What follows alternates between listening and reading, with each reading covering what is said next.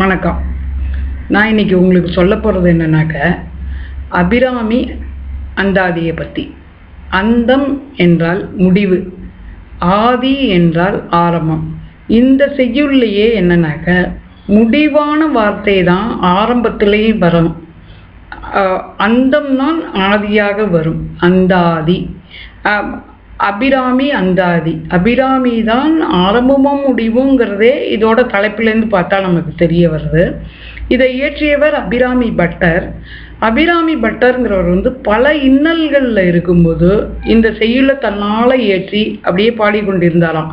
அவர் பாடும்போது அந்த 100வது செய்யுள் பாடும்போதே அவருக்கு அம்மன் அபிராமி தரிசனம் கொடுத்து அவருக்கு வேண்டியது கொடுத்து இன்னல்கள்லேருந்து காப்பாற்றினார் என்பது கூறுவது வழக்கம். இந்த பாட்டு என்னன்னாக்கா, அபிராமி அந்தாதி முதல்லேருந்து நம்ம பார்ப்போம். முடிஞ்ச வரைக்கும் எனக்கு தெரிந்த அர்த்தங்களை நான் சொல்ல பார்க்குறேன். உங்களுக்கு தெரிந்தது கேள்விப்பட்டதும் நீங்கள் இதில் பகிர்ந்துக்கலாம். என்னன்னா, தாரமர் கொன்றையும் செண்பக மாலையும் சாத்தும் தில்லை ஊரத்தம்பாகத்து உமைமைந்தனே உலகேழும் பெற்ற சீர் அபிராமி அந்தாதி எப்பொழுதும் என் சிந்தையுள்ளே காரமர் மேனி கணபதியே நிற்க கட்டுரையே. அப்படிதான் இந்த பாடல் ஆரம்பிக்கிறது. அபிராமி பட்டர் தன்னோட இறைவனை கணபதியை வேண்டிக்கிறார்.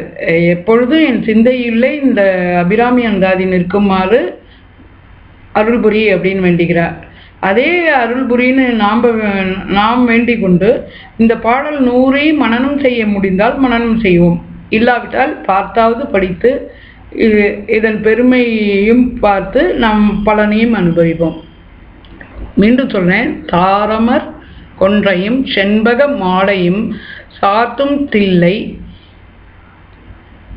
ஊரத்தம்பாகத்து உமைமைந்தனே உலகேழும் பெற்ற சீர் அபிராமி அந்தாதி என் சிந்தையுள்ளே காரமர் மேனி கணபதியே போற்றி நிற்க கட்டுரையே.